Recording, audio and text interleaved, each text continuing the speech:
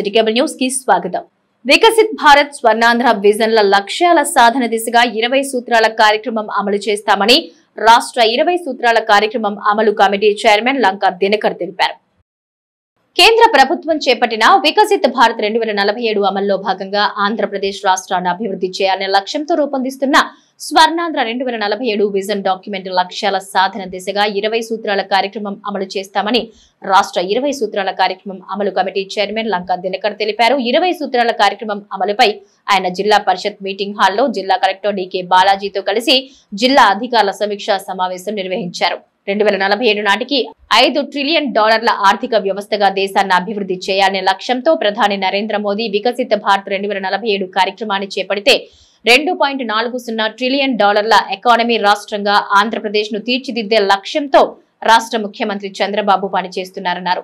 కేంద్ర రాష్ట్ర ప్రభుత్వాల డబుల్ ఇంజిన్ సర్కార్ కృషితో ఈ లక్ష్య సాధనను ఎంతో సునాయాసంగా ముఖ్యమంత్రి చంద్రబాబు సాధిస్తారనే ఆశాభావాన్ని ఆయన వ్యక్తం చేశారు. ఈ సమావేశంలో ముడా చైర్మన్ మట్టా ప్రసాద్, రాష్ట్ర గిడ్డంగుల సంస్థ చైర్మన్ రావి వెంకటేశ్వరరావు తదితరులు పాల్గొన్నారు. 12,000 మంది రైతుల వరకు కూడా అంతా ఉంది. ఇప్పుడు గడిచిన 6 సంవత్సరాల్లో 566 కోట్ల రూపాయలు ఈ యొక్క జిల్లాలో రైతులకి లబ్ధి పీఎం కిసాన్ సమ్మాన్ నిధి ద్వారా జరిగింది. అదేవిధంగా యూరియా సబ్సిడీకి సంబంధించి 6,25,00,000 మెట్రిక్ టన్నులు 6,25,000 మెట్రిక్ టన్నుల ఎరువుల్ని గడిచిన 5 సంవత్సరాల్లో 2,000 రూపాయలు ఒక్కొక్క బ్యాగ్కి సంబంధించి ఏదైతే సబ్సిడీ ఇస్తున్నారో ఆ సబ్సిడీ మీద కేంద్ర ప్రభుత్వం ఇస్తూ ఉంది. పిఎం విశ్వకర్మ ద్వారా అలాగే పిఎం స్వాని ద్వారా చిన్న వ్యాపారస్తుల్ని అలాగే చేతి వృత్తులు వారిని ఎంకరేజ్ చేసేటటువంటి దానికి ఏదైతే చెప్పామో వారిని ఏ విధంగా ఎంకరేజ్ చేస్తూ బ్యాంకుల నుంచి రుణాలు అందే విధంగా చూడాలనేటటువంటి దాని మీద స్పష్టమైనటువంటి ఆదేశాలు ఇవ్వడం జరిగింది. జాతీయ ఆహార భద్రత చట్టం కింద 1,64,810 కార్డులు 4,59,000 కేంద్ర ప్రభుత్వం నుంచి సహాయం అందుతుంది. అలాగే రాష్ట్ర ప్రభుత్వం నుంచి 3,57,779 కార్డులు తోటి 9,82,000 మందికి రాష్ట్ర ప్రభుత్వం నుంచి కూడా సహాయం అవుతుంది. అలాగే రాష్ట్రీయ గోకుల్ మిషన్ ద్వారా పాల ఉత్పత్తిని పెంచడానికి సంబంధించిన అంశాన్ని మాట్లాడటం జరిగింది. అలాగే బందర్ పోర్టుకి సంబంధించి ఏదైతే ఉందో డెవలప్మెంట్ కోసం తీసుకోవాల్సిన చర్యలు, దాని ద్వారా పోర్టు సెల్ఫ్ సస్టైనబిలిటీని ఏ విధంగా సాధించాలనే అంశం మీద కూడా చాలా లోతుగా ఈ యొక్క సమీక్ష జరిగింది. ఈ సమీక్షలో చాలా ఓపిక చాలా అంశాలు, ఈ అంశాలన్నింటినీ కూడా లోతుగా సమాచారాన్ని అధికారుల దగ్గర నుంచి రాబట్టడానికి ముఖ్యంగా చాలా ఓపికగా కలెక్టర్ గారు బాలాజీ గారు సమన్వయపరిచి ఈ సమాచారాన్ని మొత్తం కూడా రావటం, ఒక దిశ నిర్దేశించే విధంగా వికసిత కృష్ణా జిల్లాగా దీన్ని తీర్చిదిద్దడానికి, తద్వారా స్వర్ణాంధ్రలో భాగస్వామ్యం చేసి వికసిత భారత్లో భాగస్వామ్యం చేసి 2047 నాటికి భారతదేశ అభివృద్ధిలో మమేకమయ్యే విధంగా ఈ యొక్క కేంద్ర ప్రాయోజిత పథకాలు ప్రాజెక్టులకు సంబంధించి మౌలిక సదుపాయాల కల్పనకు సంబంధించినటువంటి అంశాల్లో ఒక స్పష్టమైనటువంటి దిశ నిర్దేశించే విధంగా ఈ యొక్క సమీక్ష జరిగింది. ఉపాధి పేరుతో వెట్టి చాకరీ చేయించుకున్న వారి నుంచి ఒక యువకుడికి ఎట్టకేలకు విముక్తి లభించింది. ఉపాధి పేరుతో వెట్టి చాకరీ చేయించుకున్న వారి నుంచి ఒక యువకుడికి ఎట్టకేలకు విముక్తి లభించింది. నగరంలో బుట్టాయిపేట ప్రాంతానికి చెందిన ఇస్మాయిల్ రోజువారీ పనులు చేసుకుని జీవనం సాగిస్తున్నాడు. ఈ క్రమంలో కొందరు అతడికి ఉపాధి కల్పిస్తామని మాయమాటలు చెప్పి కడప జిల్లాకు తరలించారు. ఎటువంటి వేతనం లేకుండా దాదాపు 2 నెలలు వెట్టి చాకరీలో మగ్గిన ఇస్మాయిల్ వేరొకరి ఫోన్ నుంచి నగరంలో తన స్నేహితుడికి ఫోన్ చేసి తనకు విముక్తి కలిగించాలని ప్రాధేయపడ్డాడు. ఈ క్రమంలో తన భర్త కొంతకాలంగా కనిపించడం లేదని ఇస్మాయిల్ భార్య స్థానిక పోలీసులకు ఫిర్యాదు చేయడంతో పాటు మానవ హక్కుల సంస్థ మహిళా విభాగం జాతీయ అధ్యక్షురాలు డాక్టర్ అమ్మిరెడ్డి రజని దృష్టికి విషయం తీసుకెళ్లింది. దీంతో రంగంలోకి దిగిన అమ్మిరెడ్డి రజని స్థానిక పోలీసుల సహాయంతో కడప జిల్లా ఎస్పీ మరియు బద్వేలు ఒంటిమిట్ట ఎస్ఐల సహకారంతో ఇస్మాయిల్ ను వెట్టి చాకరీ నుంచి విముక్తి కల్పించారు. మానవ హక్కుల సంస్థ కార్యాలయంలో ఇస్మాయిల్ ను అతని భార్యకు అప్పగించారు. గత 2 నెలల క్రితం ఇస్మాయిల్ అనే అతను విజయవాడ నుంచి ఒక అతను ట్రాప్ చేసి ఇతన్ని తీసుకెళ్ళిపోయారు. ఇతనికి ఆల్రెడీ బ్రెయిన్ ఆపరేషన్లు 2 అయినాయి. ఇతని పరిస్థితి ఏంటంటే పని చేస్తాడు, అంతా బాగానే ఉంటుంది, కాకపోతే కొంచెం డ్రింకింగ్ అలవాటు బాగా. అది ఆసరాగా తీసుకుని విజయవాడలో అయితే కంపల్సరీ ఒక గ్యాంగ్ అయితే మాత్రం ఉందండి మాకు తెలిసినంత వరకు. ఇతన్ని తీసుకెళ్ళిపోయి నువ్వు పని చేస్తావా అంటే ఇతను సరే నేను పని చేస్తానని చెప్పి వెళ్ళగా అతన్ని ఒక బస్సులో ఎక్కించేసి ఇతనితో పాటు మిగతా వాళ్ళు కూడా మొత్తం టోటల్గా 22 మందిని ఆ బస్సులో తీసుకెళ్ళిపోయి వీళ్ళకి ఆ బస్సులోనే మందు బాటిల్స్ ఇచ్చేశారు. మందు బాటిల్స్ ఇచ్చేసినాక వీళ్ళు తాగేసి పడుకున్నారంట. తీరా లేచి చూసేటప్పటికి ఒక అడవి ప్రాంతంలో ఉన్నారంట. ఆ అడవి ప్రాంతం ఎక్కడుందో తెలియదు. వీళ్ళు ఎలా బయటికి రావాలో కూడా వీళ్ళకి తెలియని పరిస్థితి, అయోమయంలో ఉన్నారు. ఇతను గత మార్చి నెల 29వ తారీఖున ఒక ఫోను ఒక పెద్ద ఆయన దగ్గర తీసుకుని, ఇస్మాయిల్ అనే అతను తీసుకుని వాళ్ళ ఫ్రెండ్ అండ్ వాళ్ళ ఓనర్ ఇద్దరు ఒకటే, ఆయనకి ఫోన్ చేశాడు. ఏమని, ఇక్కడ నేను ఎక్కడున్నానో తెలియట్లేదు, ఇది అంత అడవిలాగా ఉంది, పుళ్ళు అన్నీ ఉంటున్నాయి, నన్ను వచ్చి తీసుకెళ్ళండి, నాకు భయం వేస్తుంది, నన్ను ఇక్కడ వలల్లో చేపల వలలు చేపిస్తున్నారు, నేను చేయలేకపోతున్నాను అని. ఈ కేసులో ఇతన్ని బయటికి రావటానికి నాకు సహకరించిన వీళ్ళ కుటుంబ సభ్యులు. మెయిన్ ఈ రోజు మేము ఇలా బతికి బయటికి రావటానికి కారణం నా పిఏ గుజ్జు ప్రసన్న కుమార్ అలియాస్ నాని.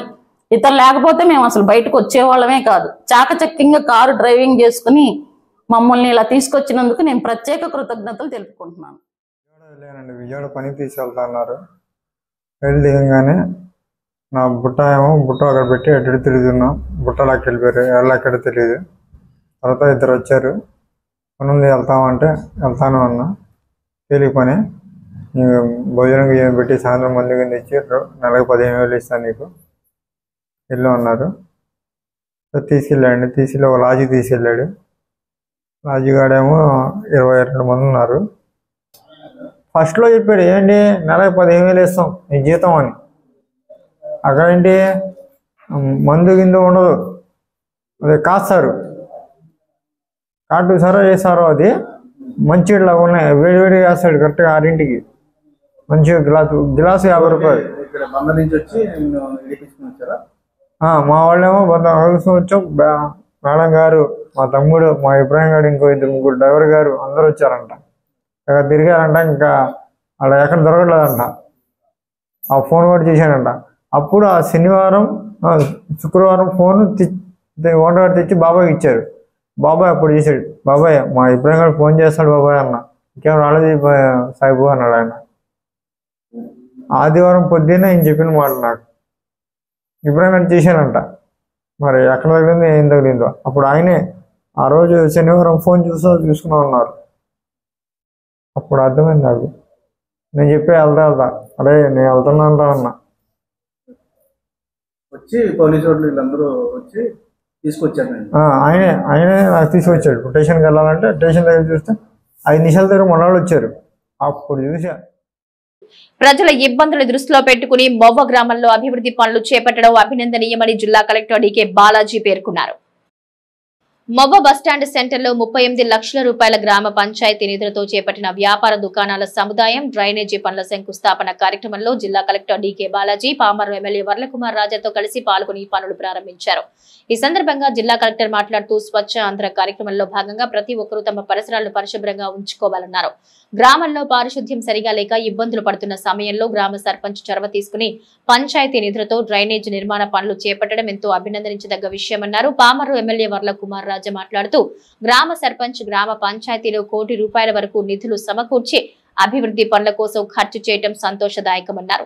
రానున్న రోజుల్లో కూచిపూడి ప్రాంతం అభివృద్ధికి ప్రత్యేకంగా నిధులు వస్తున్నాయన్నారు. ఈ కార్యక్రమంలో పంచాయతీరాజ్ ఎస్ఈ రమణరావు, ఈఈ సుధాకర్ గౌడ్, గ్రామ sarpanch Tumu Purnachandra Rao, MPP Kondeti Indira, ZPTC Rajulapati Parvathi, ZP cooption సభ్యులు వి పరిశుద్ధరాజు, తహసీల్దార్ మస్తాన్ రావు, ఎంపీడీఓ విమాదేవి తదితర అధికారులు, అనధికారులు పాల్గొన్నారు. గ్రామీణ వైద్యుల సమస్యల పరిష్కారానికి కృషి చేస్తానని పెడన ఎమ్మెల్యే కాగిత కృష్ణప్రసాద్ హామీ ఇచ్చారు. గ్రామీణ వైద్యుల సమస్యల పరిష్కారానికి కృషి చేస్తానని పెడన ఎమ్మెల్యే కాగిత కృష్ణప్రసాద్ హామీ ఇచ్చారు. బంటుమిల్లిలో నిర్వహించిన గ్రామీణ వైద్యుల సంక్షేమ సంఘం బంటుమిల్లి, కృత్తివెన్ను, పెడన, కలిదిండి ఏరియా RMPWA సర్వసభ్య సమావేశం నిర్వహించారు. ఈ కార్యక్రమానికి ముఖ్య అతిథిగా పెడన ఎమ్మెల్యే కాగిత కృష్ణప్రసాద్ పాల్గొన్నారు. ఆర్ఎంపీలకు ఉన్న సమస్యలను ముఖ్యమంత్రి చంద్రబాబు నాయుడు విన్నవించుకునేందుకు ఎమ్మెల్యే కాగిత కృష్ణప్రసాద్ ముఖ్యమంత్రి అపాయింట్మెంట్ ఇప్పించినందుకు కాగిత కృష్ణప్రసాద్ ను గ్రామీణ వైద్యుల సంక్షేమ సంఘం ఘనంగా సత్కరించింది. ఈ సందర్భంగా కాగిత కృష్ణప్రసాద్ మాట్లాడుతూ గ్రామీణ వైద్యులు ఎండనక వాననక లెక్క చేయకుండా లాభాపేక్ష లేకుండా పేదలకు వైద్యులు సేవలు అందిస్తున్నారని కొనియాడారు. ముఖ్యంగా బుడమేరు వరదల సందర్భంగా ముఖ్యమంత్రి నిధికి ఆర్ఎంపీలు తమ వంతు ఆర్థిక సహాయం చేసినట్లు ఈ సందర్భంగా ఆయన గుర్తు చేశారు. ఈ కార్యక్రమంలో ఒడుగు తులసిరావు, నక్కంటి భాస్కర్ రావు, ఆర్ఎంపీడబ్ల్యూఏ నాయకులు రామకృష్ణరాజు, వెంకట్రాజు, రంగారావు, కోటేశ్వరరావు, కొండ తదితరులు పాల్గొన్నారు. మొన్న జరిగినటువంటి ఎన్నికల్లో నేను ఇంత భారీ మెజార్టీగా మరి గెలవడానికి మీ అందరి యొక్క సహకారం అందించినందుకు మీ అందరికీ పేరు పేరున ధన్యవాదాలు తెలియజేస్తున్నాను. అదేవిధంగా లాస్ట్ టైం మరి పెద్ద జిల్లా అధ్యక్షులు కూడా నా దగ్గరికి వచ్చినటువంటి సందర్భంలో ఆయన సొంత పని కోసం కూడా రావటం కాదు, ఆ రోజున వచ్చింది ఇక్కడ వచ్చినటువంటి వరదల్లో ఏదైనా సహాయం చేయాలంటే లక్ష్యంతో అందరూ కూడా వారికి తోచినట్టు ఎంతో కొంత ఒక అమౌంట్ తీసుకుని ఆ అమౌంట్ అంతా ఒక చెక్ రూపంలో తీసుకొచ్చి మరి ముఖ్యమంత్రి గారికి ఆర్ఎంపీ డాక్టర్ల తరపున మనం ఏదైనా చేయాలంటే ఆ రోజున పెద్ద విపత్తు వచ్చింది, వరదలు వచ్చేసి బుడమేళ్ళు అందరూ కూడా మునిగిపోయినటువంటి సందర్భంలో మనం కూడా ఏదైనా చేయాలి అందరూ కూడా అన్నటువంటి ఉద్దేశంతో మీ అందరి యొక్క సహకారంతో వచ్చారు. ఆ రోజున మరి చంద్రబాబు నాయుడు గారు మన ముఖ్యమంత్రి గౌరవనీయులు చంద్రబాబు నాయుడు గారి యొక్క అపాయింట్మెంట్ తీసుకుంటే వెంటనే ఇవ్వడం జరిగింది. మరి ఆ రోజున తీసుకున్నటువంటి రోజున కొంచెం ఇబ్బంది కలిగితే అంటే చంద్రబాబు నాయుడు గారికి అనుకోలేటువంటి ప్రోగ్రాం వస్తే నెక్స్ట్ డేకి పోస్ట్ పోన్ చేయడం జరిగింది. యాక్చువల్గా నేను ఆ రోజున నేనే జాతర దగ్గర నుండి తీసుకెళ్తాను, వెహికల్స్ ఏర్పాటు చేస్తాను అన్న మాట వాస్తవే, కానీ అది వాళ్ళు ఒప్పుకోలేదు. ఎందుకంటే వాళ్ళే మీరందరే వచ్చారు. ఎనీవే అయినా కానీ ఆ రోజు కూడా చంద్రబాబు నాయుడు గారు కూడా చాలా సంతోషించారు. ఎందుకంటే మీ అందరికి ఎన్ని ఇబ్బందులు ఉంటాయో జనలకు బయటికి తెలిసి ఉండకపోవచ్చు, కానీ ఒకసారి కనుక మనం ఆలోచన చేస్తే చాలా ఇబ్బందులు అనమాట. మీరు ఒక డాక్టర్గా ఉండొచ్చు కానీ మీకు టైమింగ్స్ అనేది ఉండదు, పగలు రాత్రి వర్షాలు అనేది ఏం సంబంధం ఉండదు అనమాట. నేను చాలా సందర్భాల్లో చూస్తూ ఉంటాప్పుడు రూరల్ ఏరియాస్కి వచ్చేసరికి ఎంబీబీఎస్ డాక్టర్లు కానీ ఎవరో క్లినిక్స్ కానీ ఏమీ ఉండవు. అటువంటి సందర్భంలో అర్ధరాత్రి ఫోన్ చేసినా ఏమైనా వరదలు వచ్చినా విపత్తులు వచ్చినా కానీ ఇక మీరు పరిగెట్టుకు రావాల్సిందే, వేరే ఎవరో వచ్చి మరి రోడ్డు సౌకర్యం లేదు. మా విలేజ్ అయితే కూర్చొని దిగువంత లాంచీల మీద తీసుకెళ్లే పరిస్థితి. ఏదైనా డెలివరీ కేసు అవనివ్వండి, లేకుంటే పెరాలసిస్ కేసు అవనివ్వండి, లేకుంటే వేరే కేసు అవనివ్వండి, ఆ విధంగా లాంచీల మీద తీసుకెళ్లి భీమవరం వెళ్ళే పరిస్థితి. ఆ విధంగా బాధలు పడేవాళ్ళం. ఆర్ఎంపీ అంటే అసలు మనం వాళ్ళ ఫ్యామిలీగా మనల్ని ఎంతో ఆదరించేవారు. పేషెంట్లు అవనివ్వండి, గ్రామస్తులు అవనివ్వండి, ఆ యొక్క ఆప్యాయత అనురాగం మనకే ఉంది. అదేవిధంగా ఇంత అంతా కాదు, రాత్రులు ఏదైనా కేసు వస్తే తెల్లవాళ్ళు ఆ దోమలు అవనివ్వండి, లేకుంటే ఆ చలిగాలు అవన్నీ చల్లలు పెట్టుకొని లేకుంటే ఇంజక్షన్లు చేస్తూ మనం కూడా వాళ్ళతో పాటు గుడ్డు కొనుగోలు తీసే పరిస్థితి.